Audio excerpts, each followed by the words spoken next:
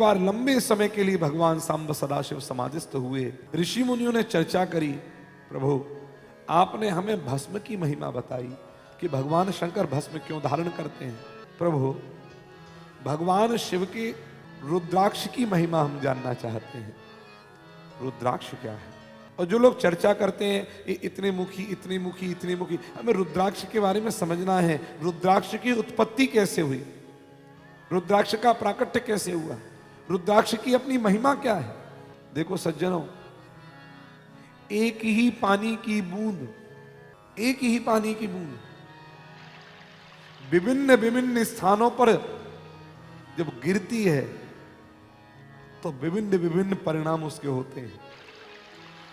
वही पानी की बूंद जब कीच में गिरती है तो कीचड़ बन जाती है। वही पानी की बूंद जब गंगा में गिरती है तो गंगा जल बन जाती है। वही पानी की बूंद जब नेत्र में आती है तो आंसू बन जाती है। वही पानी की बूंद जब एक महाराज पुष्प के ऊपर आती है तो ओस की बूंद बन जाती है। वही पानी की बूंद जब एक सीप के भीतर जाती है तो मोती बन जाती है।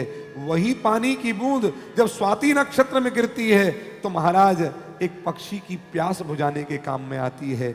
वही पानी की बूंद एक ही बूंद है और उसके अलग अलग जगह गिरने पर अलग अलग परिणाम हमारे सामने आते हैं। तो वही सांब सदाशिव भगवान की आराधना जो जिस भावना से करता है उसको वैसा ही परिणाम संसार में प्राप्त होता है। भावना ही वह बूंद है, वो जहां पर भी जिस श्रद्धा और विश्वास से गिरेगी वही परिणति वहां पर प्रकट हो जाएगी। जब ये बात पूछी गई कि रुद्राक्ष का प्राकट्य कैसे हुआ, तो महाराज कहते हैं कि एक बार भगवान सांब सदाशिव जब नित्य बनकर समाधिस्थ बैठे हुए थे, बहुत लंबे समय की समाधि के बाद में भगवान शिव शंभु ने अपने दोनों नेत्र खोले और जैसे ही नेत्र खोले हैं तो भगवान शिव शंभु के हृदय की जो करुणा थी वही नेत्रों के मार्ग से और बूंद बनकर जो पृथ्वी पर गिरी है वहीं से रुद्राक्ष के वृक्षों के प्राकट्य हो गया, पौधे खिलने लग गए। ये भगवान के नेत्रों का ही अक्ष है, रुद्र अक्ष रुद्राक्ष है। बोलिए रुद्राक्षधारी भगवान शिव शंकर की, करुणामय भगवान शिव शंकर की। एक एक जगह वृक्ष प्रकट होते हैं रुद्राक्ष के। इनमें कई तरह के रुद्राक्ष प्रकट हुए। अलग अलग रुद्राक्ष अलग अलग भगवान के शिव के स्वरूप का ही परिचायक है। जैसे एक मुखी रुद्राक्ष किनका स्वरूप है? एक मुखी रुद्राक्ष भगवान शिव का स्वरूप है। एक मुखी रुद्राक्ष भगवान शिव का स्वरूप है। दो मुखी रुद्राक्ष ये किसका स्वरूप है? ये अर्धनारीश्वर भगवान शिव का स्वरूप है, जिसमें आदि शिव और आदि पार्वती। तीन मुखी रुद्राक्ष ये भगवान शंकर के अग्नित्रय रूप का स्वरूप है। तीन प्रकार के जो नेत्र हैं भगवान के, अग्नित्रय स्वरूप। एक मुखी रुद्राक्ष आजकल लोग बोलते हैं यहां मिल गया, यहां मिल गया। एक मुखी रुद्राक्ष ऐसे जल्दी मिलता नहीं है। हाँ महाराज, आजकल आर्टिफिशियल बनाने वाले बना भी देते हैं बहुत। हमारे को एक बार जबलपुर में किसी ने दिया एक मुखी रुद्राक्ष, और महाराज उसमें डंठल लगी हुई, डंठल। बोले एक मुखी रुद्राक्ष है। हमारे वृंदावन में अपने गुरुकुल के निकट ही श्री रुद्रदेवानंद जी महाराज निवास करते हैं। हम उनके पास में गए, हमने कहा कि महाराज एक हमें रुद्राक्ष प्राप्त हुआ है, तो एक मुखी रुद्राक्ष है, आप जरा एक बार हाथ में लेकर उसे देख लें कि किस तरह का है। उन्होंने उसको देखा, थोड़ी देर तक देखते देखते हंसने लगे। हमने कहा महाराज आपको हंसी क्यों आ रही है? तो बोले कमाल की कारीगरी है, कमाल की कारीगरी है। मैंने मतलब, बोले हू बहू एक मुखी रुद्राक्ष जैसा ही दिख रहा है, लेकिन एक मुखी रुद्राक्ष है नहीं। और इंसानों ने वास्तविक नकल करने में भारत तो माहिर है। भारत जैसी डुप्लीकेसी दूसरा कोई नहीं कर सकता। चाहे हमारी सरकार कितनी भी नोटबंदी करके नए नोट छाप दे, वो नोट भी नए नकली आ जाते हैं महाराज। ये हमारा देश है। एक महाराज आपको विनोद की बात बताऊं, एक हमारे अमेरिका में एक हमारे पास जोक आया, अमेरिका में चोरों को पकड़ने की मशीन बनाई, जल्दी चोरों पकड़ में आ जावे। आपको मालूम है बंदर कैसे पकड़ते हैं वृंदावन में? बंदर पकड़ने की विधि, एक डिब्बा रख देते हैं, डिब्बा गोल, इतना बड़ा डिब्बा रख दिया, भारी भरकम कर दिया, कोई दिक्कत, उसके अंदर गुड़ रख दिया, चने रख दिए,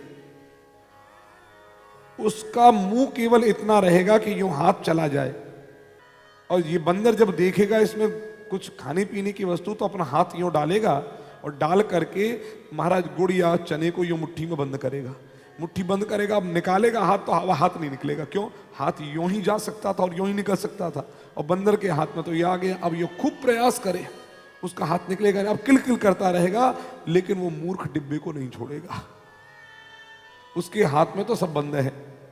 इस प्रकार से उस बंदर को पकड़ लिया जाता है। तो अब चोरों को पकड़ने की मशीन लगाई गई। अच्छा एक बात बताओ, मक्खी के लिए आजकल वो लगाते ना यंत्र, सारी मक्खी चिपक जाती है उसमें, आकर मर जाती है। तो चोरों को पकड़ने की मशीन, बहुत सारे चोर पकड़ में गए। वही मशीन जापान में, वही मशीन जर्मनी में लगाई गई, महाराज बहुत चोर पकड़ में आए। तो यहाँ की सरकार ने कहा कि महाराज इसकी मशीन की आवश्यकता तो भारत में बहुत ज्यादा है, भारत में मशीन लगाई जाए। भारत में मशीन, महाराज देखो भारत में जो मशीन लगी तो मशीन ही गायब हो गई। आप सोचिए, चोरों की करामात। नारायण तो नकली काम करने में भारत बड़ा माहिर है, इसलिए करेंसी चेंज करने में विदेश में अन्य डॉलर वॉलर तो जल्दी चेंज हो जाता है, लेकिन रुपए को लोग जल्दी कई जगह पर चेंज नहीं करते। हम रुपए एक्सेप्ट नहीं करेंगे। नारायण तो अर्धनारीश्वर और अग्नित्रय, चौथा जो चारमुखी रुद्राक्ष है वो भगवान ब्रह्मा का स्वरूप है।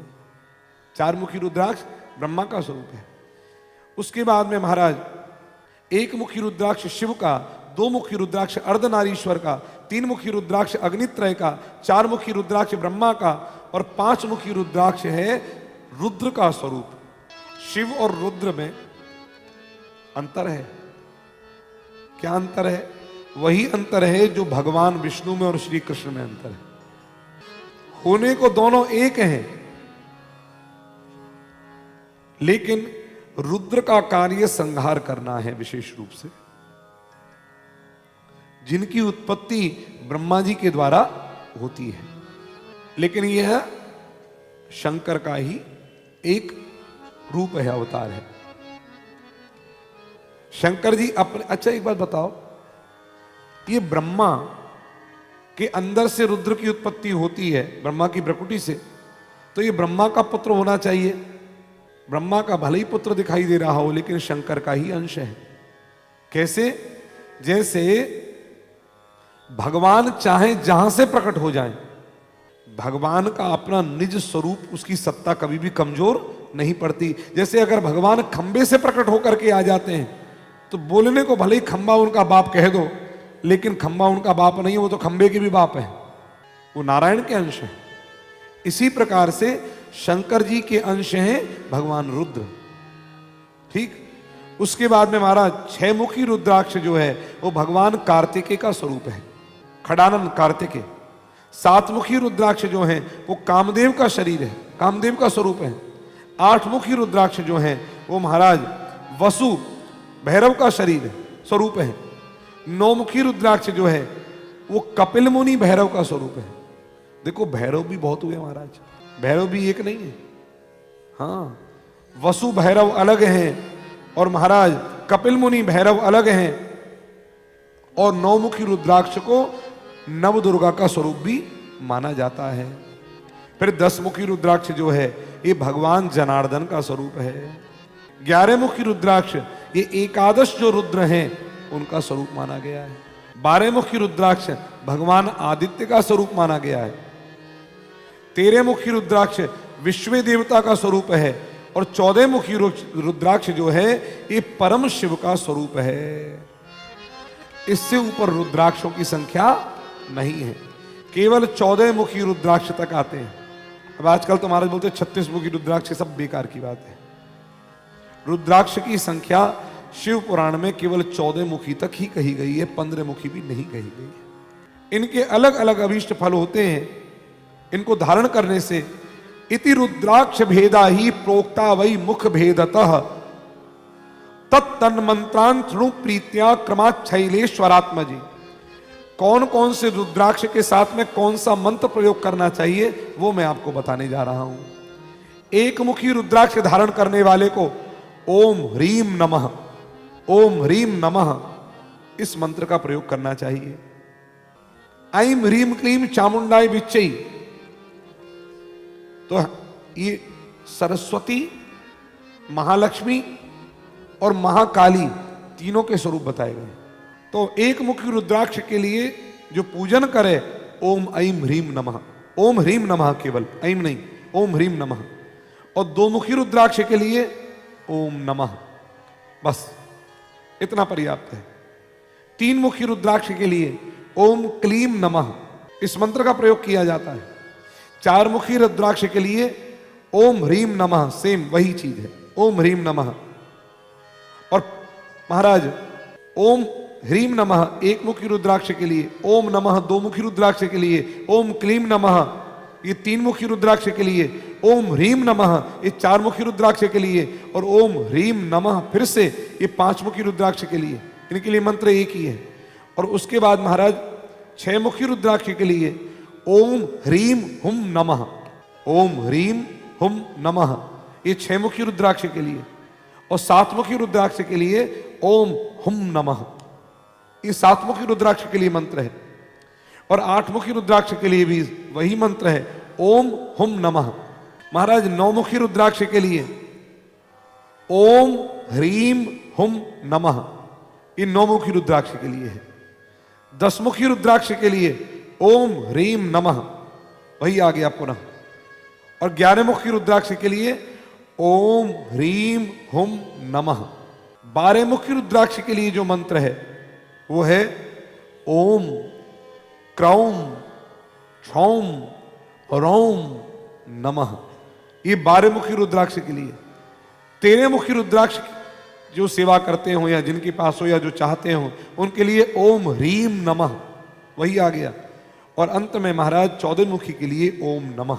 इस प्रकार से 14 मुखी रुद्राक्षों में एक एक रुद्राक्ष के लिए अलग अलग मंत्र का प्रयोग किया गया है। जो भी कोई पूर्ण श्रद्धा और विश्वास से भक्ति पूर्वक इनकी पूजा करता है, सेवा करता है, ये रुद्राक्ष उनकी इस अभिलाषा की पूर्ति करने के लिए तत्पर रहते हैं। महाराज आपको बतावें आलस्य छोड़ करके